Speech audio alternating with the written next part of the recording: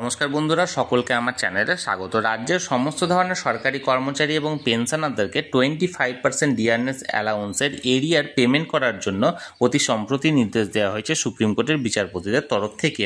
এবং এই নির্দেশ কবে থেকে কার্যকরী, কারা পাবেন না, কতটা পাবেন, কিভাবে ক্যালকুলেশন করবেন, সেই নিয়ে আমি একাধিক ভিডিও এই চ্যানেলে এর আগেই বানিয়ে রেখেছি। এবং এই সকল ভিডিওগুলিতে প্রায় কয়েকশো কমেন্ট করা হয়েছে এবং এই কমেন্টগুলিতে প্রচুর পেনশনার, প্রচুর ফ্যামিলি পেনশনার এবং তাদের নির্ভরযোগ্য নমিনিরা এবং এর পাশাপাশি বহু সরকারি কর্মী বিভিন্ন রকমের প্রশ্ন বা বিভিন্ন রকমের সমস্যা নিয়ে এই কমেন্টগুলি করেছেন। বিভিন্ন রকমের সিনারিওতে কার কতটা ডিআরএস অ্যালাউন্সের এরিয়ার ক্যালকুলেশন করা হবে, কোন সালে জয়েন করেছেন বা কোন সালে অবসর গ্রহণ করেছেন এবং পেনশন শুরু হয়েছে বা আপনাদের ফ্যামিলি পেনশন শুরু হয়েছে কোনো সাল থেকে, বা পেনশনার মারা গেছেন বা ফ্যামিলি পেনশনার মারা গেছেন বা এক চাকরি থেকে অন্য চাকরিতে গেছেন বা পদোন্নতি ঘটেছে, সেই সব ক্ষেত্রে কি হবে, এই রকমের প্রশ্নগুলি বহু করা হয়েছে। আজকের ভিডিওতে আমি মূলত এই সকল বিষয়গুলি নিয়ে বিস্তারিত আলোচনা করব। ভিডিওটি অত্যন্ত গুরুত্বপূর্ণ, তাই প্রথম থেকে শেষ পর্যন্ত অবশ্যই ধৈর্য সহকারে দেখবেন এবং ভালো লেগে থাকলে অবশ্যই একটি লাইক করবেন এবং সকলের সঙ্গে শেয়ার করবেন। আর সেই সাথে এই চ্যানেলে যদি প্রথমবার হয়ে থাকেন এই রকমের ইনফরমেটিভ ভিডিও আরও দেখার জন্য যারা এখনও পর্যন্ত এই চ্যানেলটিকে সাবস্ক্রাইব করেননি তারা অবশ্যই চ্যানেলটিকে সাবস্ক্রাইব করে দিতে ভুলবেন না। তাহলে চলুন আমরা বিস্তারিত জেনে নিই। দেখুন, সর্বপ্রথমে আমি আলোচনা করব কোন কোন সিনারিও এক্ষেত্রে তৈরি হতে পারে 25% ডিআরএস অ্যালাউন্সের এরিয়ার পাওয়ার ক্ষেত্রে, এবং ভিডিওর শেষের দিকে আমি আলোচনা করব এই সকল ক্ষেত্রে আপনারা কি করবেন বা কোথায় যাবেন বা কিভাবে আবেদন করবেন সেই ব্যাপারে। প্রথমত আমরা জানব, এই একটা সময় আপনারা মনে রাখুন যে 1 এপ্রিল 2008 থেকে 31/12/2019 পর্যন্ত, অর্থাৎ 1 এপ্রিল 2008 থেকে 31/12/2019 পর্যন্ত এই সময়কালটা ছিল পঞ্চম বেতন কমিশনের আন্ডারে, এবং এই 25% ডিআরএস অ্যালাউন্সের যে কোনো বিষয় এই সময়ের মধ্যে প্রযোজ্য হবে। এবার প্রথম যে সিনারিও, সে প্রথম সিনারিওটা হচ্ছে, ধরুন 1/4/2008 অর্থাৎ 1 এপ্রিল 2008-এ আগে যারা অবসর নিয়েছেন তাদের ক্ষেত্রে কী হবে। প্রথম কথা হচ্ছে 1/4/2008-এর আগে যে কোনো বছর, সে আপনি 1995 হোক বা 1999 হোক বা 2000 হোক বা 2003 হোক, যে কোনো বছরে আপনি অবসর নিয়ে থাকুন না কেন, আপনারা এই 25% ডিআরএস অ্যালাউন্স আপনারা পাবেন এরিয়ার হিসাবে। এবং সেটা 1/4/2008 থেকে যতদিন পর্যন্ত আপনারা জীবিত আছেন বা যতদিন পর্যন্ত আপনারা পেনশন পেয়েছেন ততদিন পর্যন্ত আপনাদের পেনশনার হিসাবে কিন্তু এখানে ক্যালকুলেশনটা করা হবে। অর্থাৎ এক্ষেত্রে আপনাদের যে এরিয়ারটা ক্যালকুলেশন করা হবে সেটা পেনশনার হিসাবে। আশা করি আপনারা বিষয়টি বুঝতে পেরেছেন। এবার দ্বিতীয় যে বিষয়টি নিয়ে আলোচনা করব সেটা হলো, ধরুন আপনার 1/4/2008 অর্থাৎ 1 এপ্রিল 2008-এর আগে আপনারা ফ্যামিলি পেনশন শুরু হয়েছে, অর্থাৎ মূল পেনশনারের মৃত্যু ঘটেছে 1/4/2008-এর আগে এবং তার নির্ভরযোগ্য কোনো স্ত্রী বা তার ছেলে মেয়ে কেউ ফ্যামিলি পেনশন পাচ্ছেন। এবং এক্ষেত্রে কি হবে, এক্ষেত্রে তারা অর্থাৎ সেই নির্ভরযোগ্য ডিপেন্ডেন্ট ফ্যামিলি পেনশনারও এক্ষেত্রে 25% ডিআরএস অ্যালাউন্সের এরিয়ারটা পাবে এবং তাদের ক্ষেত্রে 1/4/2008 থেকে এই ক্যালকুলেশনটা শুরু হবে ফ্যামিলি পেনশনার হিসাবে। আশা করি বিষয়টি বুঝতে পেরেছেন। অর্থাৎ 1/4/2008-এর আগে যদি আপনাদের পেনশন শুরু হয়ে থাকে তাহলে পেনশনার হিসাবে ক্যালকুলেশন হবে, আর 1/4/2008-এর আগে যদি আপনাদের ফ্যামিলি পেনশন শুরু হয়ে থাকে তাহলে সেক্ষেত্রে আপনাদের ফ্যামিলি পেনশনার হিসাবে এই 25% ডিআরএস অ্যালাউন্সের ক্যালকুলেশনটা করা হবে। এখানে বিষয়টি পরিষ্কার করা গেছে। এবার আমরা 3 নম্বর সিনারিওর দিকে চোখ রাখব। ধরুন একজন ব্যক্তি 2012 সালের 30শে জুন পর্যন্ত চাকরি করেছেন, অর্থাৎ চাকরিরত অবস্থায় ছিলেন, এবং 2012 সালের 30শে জুন তিনি অবসর গ্রহণ করেছেন, অর্থাৎ 2012 সালের 1 জুলাই থেকে তার পেনশন শুরু হচ্ছে।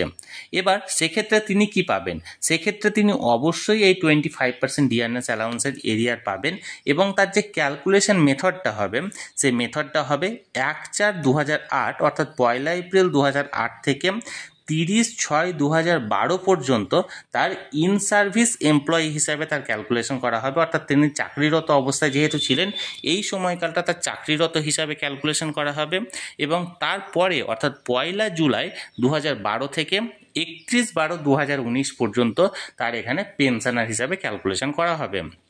আশা করি বিষয়টি আমি বোঝাতে পেরেছি।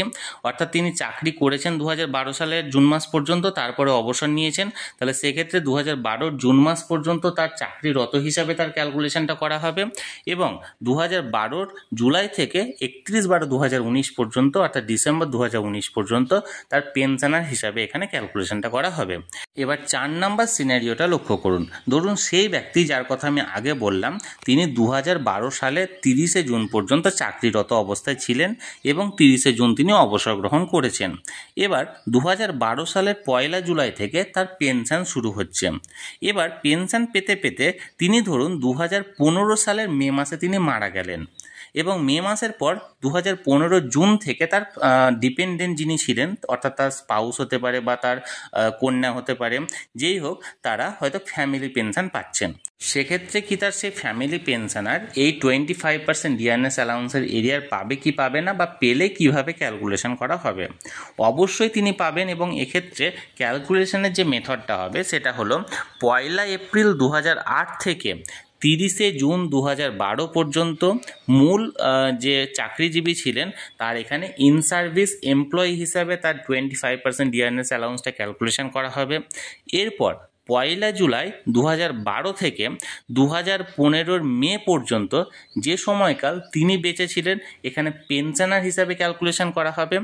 এরপর 2015 জুন থেকে 31/12/2019 পর্যন্ত যে সময়কালটা ফ্যামিলি পেনশন শুরু হয়েছে সেই সময়কালটা ফ্যামিলি পেনশনার হিসাবে এক্ষেত্রে ডিয়ারনেস অ্যালাউন্সের ক্যালকুলেশনটা শুরু হবে, বা ডিয়ারনেস অ্যালাউন্সের ক্যালকুলেশনটা করা হবে। আশা করি বিষয়টি আমি বোঝাতে পেরেছি।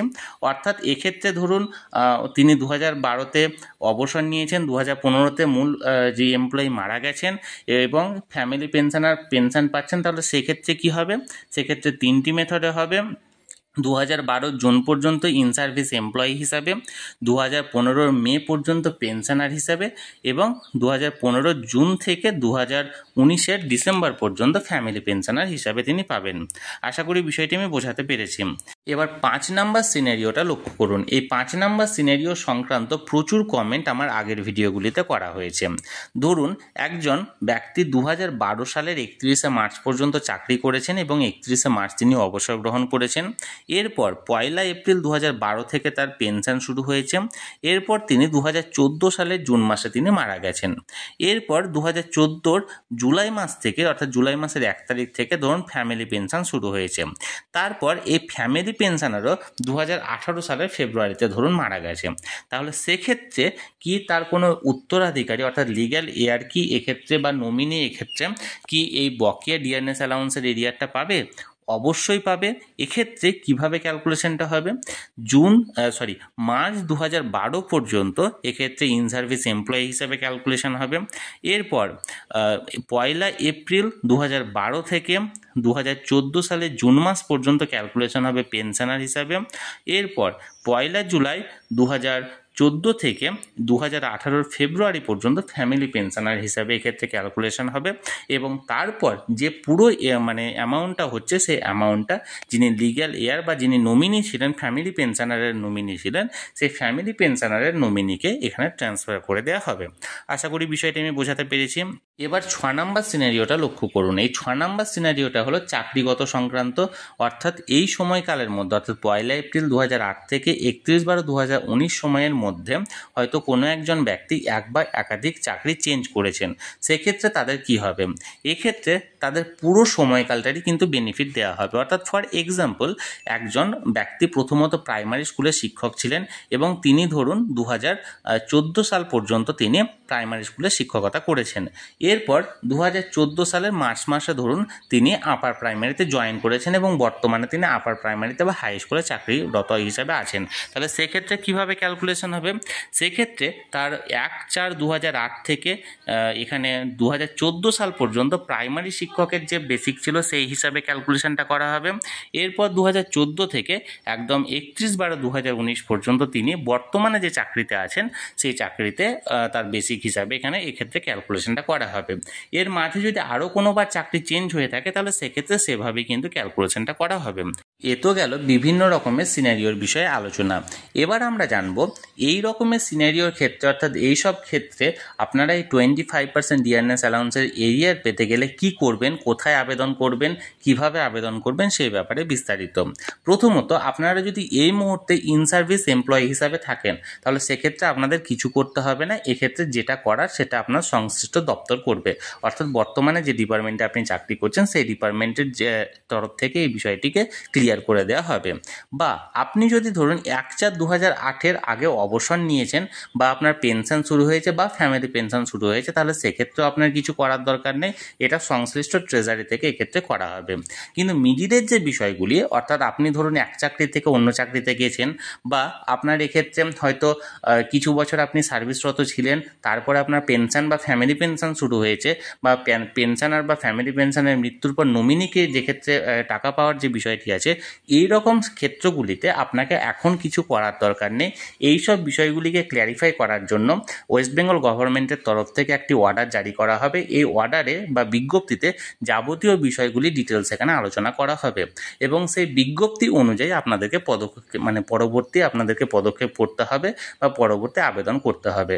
সেই সকল বিজ্ঞপ্তি জারি হওয়া মাত্রই আমি তৎক্ষণাৎ সেগুলো ভিডিওর মাধ্যমে আপনাদের সঙ্গে আলোচনা করব এবং আপনাদেরকে বিস্তারিত জানানোর চেষ্টা করব।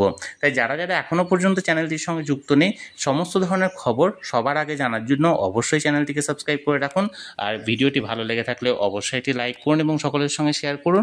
আর অবশ্যই চ্যানেলটিকে সাবস্ক্রাইব করে রাখুন। ধন্যবাদ, দেখা হচ্ছে পরের ভিডিওতে।